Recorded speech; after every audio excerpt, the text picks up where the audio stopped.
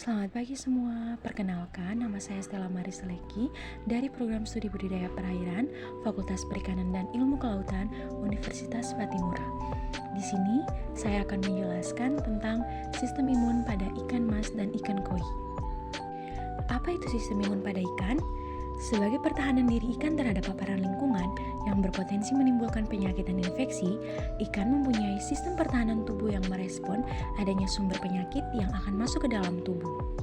Sistem tersebut dinamakan sistem imun.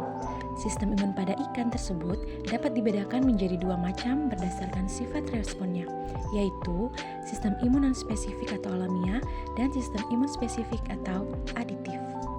Nah, pada ikan, sistem kekebalan tubuh terdiri dari yang pertama, sistem pertahanan innate atau sistem pertahanan bawaan atau alami yang bereaksi pada semua bahan asing bagi tubuh seperti kolonisasi dan infeksi oleh organisme patogen. Sistem pertahanan ini juga disebut sistem pertahanan non-spesifik. Nah, yang kedua, sistem pertahanan dapatan atau yang diinduksi, yaitu sistem pertahanan yang akan berfungsi dengan baik harus diinduksi antara lain dengan pemaparan pada patogen atau produk-produk yang berasal dari patogen, misalnya LPS dan vaksin. Nah, LPS itu apa? LPS adalah liposakarida atau molekul besar berupa kompleks antara senyawa lipid dan polisakarida dengan ikatan kovalen. Nah, sistem pertahanan ini juga disebut pertahanan spesifik yang hanya bereaksi pada antigen tertentu. Nah, jadi sama seperti di awal, sistem imun pada ikan itu ada dua, yaitu sistem imun non-spesifik dan sistem imun spesifik. Sistem imun non-spesifik atau alamiah, yaitu kekebalan bawaan. Kekebalan bawaan adalah pertahanan pertama ikan terhadap penyakit dan infeksi. Sistem kekebalan bawaan ikan meliputi berbagai komponen seperti kulit, lendir, dan sistem seluler. Beberapa mekanisme kekebalan bawaan pada ikan termasuk yang pertama ada kulit. Kulit ikan berfungsi sebagai penghalang fisik pertama terhadap patogen. Kulit mengandung sel-sel imun seperti sel granulosit dan sel mukus yang dapat melawan infeksi. Sel granulosit adalah sel darah putih yang di dalamnya sitoplasma terdapat granula-granula. Yang kedua ada selaput lendir. Selaput lendir pada ikan mengandung berbagai zat antimikroba seperti enzim, peptida antimikroba, dan mukus. Zat-zat ini membantu melawan infeksi dan melindungi ikan dari serangan patogen. Yang ketiga ada fagosit. Fagosit adalah sel darah putih yang memiliki kemampuan menghancurkan mikrob dan material asing yang masuk ke dalam tubuh. Sel fagositik seperti makrofag dan neutrofil hadir dalam darah ikan. Makrofag adalah sel darah putih yang berukuran besar yang mencerna mikroba, antigen, dan zat-zat lain. Sedangkan neutrofil membantu melawan infeksi dengan cara menangkap dan menghancurkan mikroorganisme yang menyerang tubuh. Yang terakhir, komplemen. Ikan juga memiliki sistem komplemen yang merupakan serangkaian protein dalam darah yang dapat membantu menghancurkan patogen. Yang kedua ada kekebalan adaptif. Kekebalan adaptif adalah komponen sistem kekebalan yang terjadi setelah paparan pertama terhadap suatu patogen. Dalam kekebalan adaptif, ikan menghasilkan respon imun yang lebih khusus dan berfokus pada patogen yang spesifik. Beberapa komponen kekebalan adaptif pada ikan meliputi yang pertama ada sel T. Ikan memiliki sel T yang memainkan peran penting dalam respon imun adaptif. Sel T mengenali dan menghancurkan sel-sel yang terinfeksi oleh patogen. Sedangkan sel B pada ikan berperan dalam produksi antibodi, protein yang dapat mengikat dan menghancurkan patogen secara spesifik. Antibodi membantu melawan infeksi dan memicu respon imun lebih lanjut. Yang ketiga ada imunoglobulin. Ikan memiliki berbagai jenis imunoglobulin atau antibodi yang berbeda dengan yang ditemukan pada mamalia. Imunoglobulin pada ikan terutama terkait dengan kekebalan lendir dan mukus. Dan yang terakhir ada memori imun. Setelah terpapar patogen, ikan dapat mengembangkan memori imun yang memungkinkan mereka untuk mengenali dan melawan patogen tersebut dengan lebih efisien jika mereka terpapar lagi di masa depan. Setelah tadi kita telah mengetahui tentang sistem imun pada ikan, saat ini kita akan mengetahui tentang sistem imun pada ikan yang diberikan vaksin terhadap virus KHV.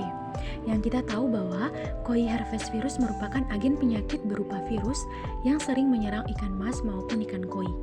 Penularan KHV bisa melalui kontak langsung antar ikan yang sakit dengan ikan yang sehat, melalui air kolam atau peralatan yang tercemar virus KHV.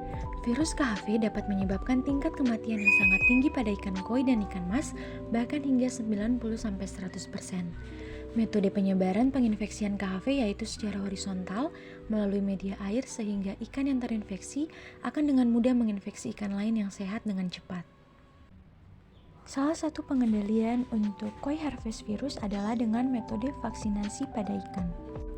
Vaksinasi merupakan suatu upaya untuk menimbulkan ketahanan tubuh yang bersifat spesifik melalui pemberian vaksin. Ikan akan merespon imunostimulasi vaksinasi dengan mensintesis antibodi dikenal sebagai imunoglobulin.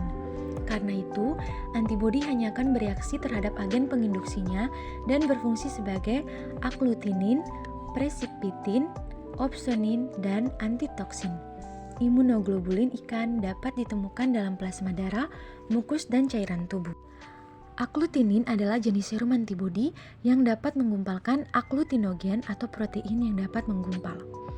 Berperan menjadi antibodi menyebabkan antigen berkumpul dengan cara mengikat antigen dari antibodi.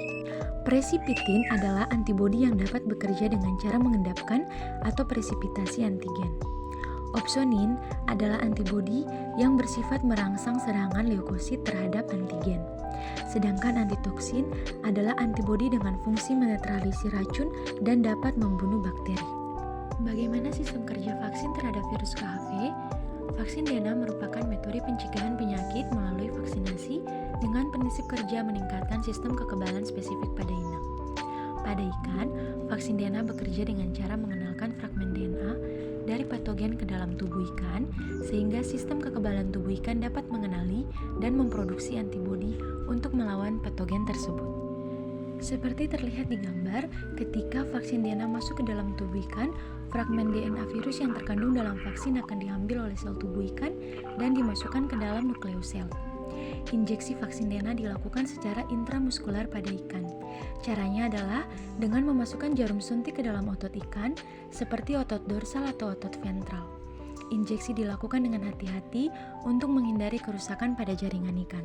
Selanjutnya, sel tubuh ikan akan memproduksi protein virus yang terkandung dalam fragmen DNA tersebut.